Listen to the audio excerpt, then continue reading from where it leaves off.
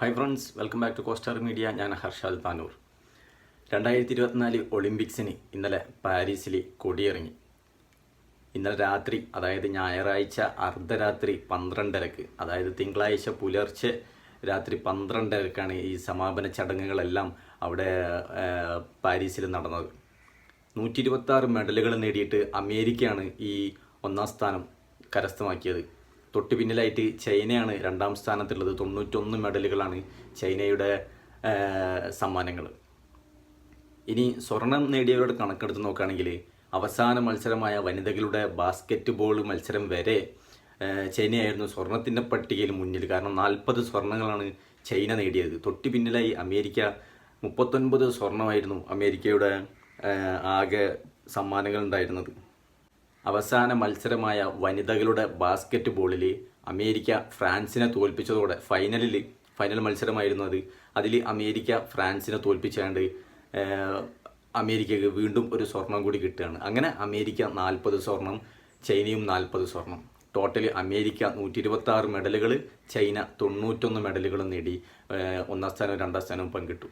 ഇതേസമയം ഇന്ത്യക്ക് നിരാശയാണ് ഫലം. കാരണം വെറും 6 മെഡലുകളെ ഇന്ത്യക്ക് കിട്ടിയിട്ടുള്ളൂ. അതിൽ 1 വെള്ളിയും 5 വെങ്കലവും.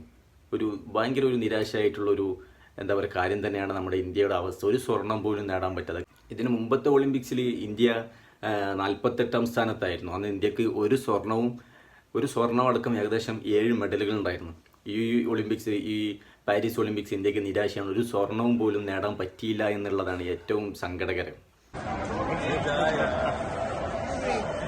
All right.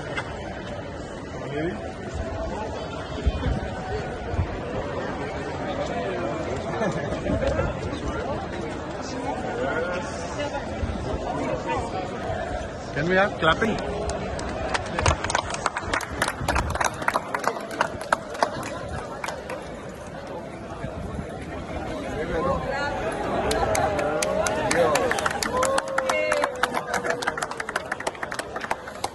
It's a great honor, last tournament, and got this opportunity to carry the flag in the closing ceremony.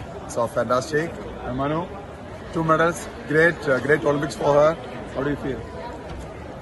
I feel great, and carrying the flag in the closing ceremony would be an honor of a lifetime, and I'll always cherish this memory. Bharat Mata ki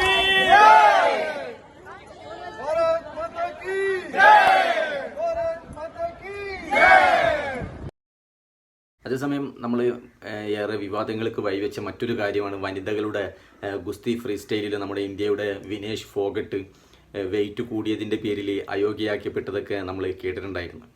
ഇതിനെതിരെ വിനേഷ് ഫോഗട്ട് അന്താരാഷ്ട്ര കായിക കോടതിയെ സമീപിച്ചിട്ടുണ്ട്. തനിക്ക് medal നൽകണമെന്നൊക്കെ ആവശ്യപ്പെട്ടുകൊണ്ട്. അത് പരിഗണനയിലുണ്ട് എന്നും അവരും തിരിച്ച് ചെറിയൊരു രീതിയിൽ റീപ്ലൈ കൊടുത്തിട്ടുമുണ്ട്. എന്തായാലും നമുക്ക് കാത്തിരിക്കാം. അതും കൂടി കിട്ടുകയാണെങ്കിൽ ഇന്ത്യയുടെ സ്വർണ്ണ നേട്ടം 7 എണ്ണമാവും. 2 വെള്ളിയും 1 വെങ്കലവും.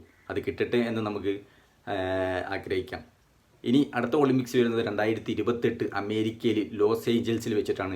മറ്റൊരു കാര്യം, ഈ ഒളിമ്പിക്സിന് വേണ്ടി ഈ 2024 പാരീസ് ഒളിമ്പിക്സിന് വേണ്ടി ഇന്ത്യ ചെലവിട്ടത് 470 കോടി രൂപയാണ്. പക്ഷെ ഇന്ത്യക്ക് നിരാശയാണ് ഫലം. എന്തായാലും കൂടുതൽ നമ്മുടെ കായിക താരങ്ങളും അത്ലറ്റ് താരങ്ങളൊക്കെ കൂടുതൽ ശക്തിപ്പെട്ട് കൂടുതൽ പരിശ്രമങ്ങളും മറ്റുമെല്ലാം നടത്തിയിട്ട് 2028 ലോസ് ഏഞ്ചൽസിൽ ഇന്ത്യ കൂടുതൽ പ്രകടനങ്ങൾ കാഴ്ചവെക്കട്ടെ എന്ന് നമുക്ക് ആശംസിക്കാം. എന്തായാലും ഈ വീഡിയോ ഞാനിവിടെ വെച്ച് നിർത്തുന്നു. കൂടുതൽ വിവരങ്ങളുമായി നമുക്ക് അടുത്ത വീഡിയോയിൽ കാണാം. നിങ്ങൾ ഇതുവരെ ഈ ചാനൽ സബ്സ്ക്രൈബ് ചെയ്തിട്ടില്ലെങ്കിൽ ചാനൽ സബ്സ്ക്രൈബ് ചെയ്യുക. കൂടാതെ ബെൽ ബട്ടണും കൂടി ഒന്ന് ഓൺ ചെയ്ത് വെച്ചേക്കുക. അപ്പോൾ ഇനി അടുത്ത വീഡിയോയിൽ കാണാം. ബൈ.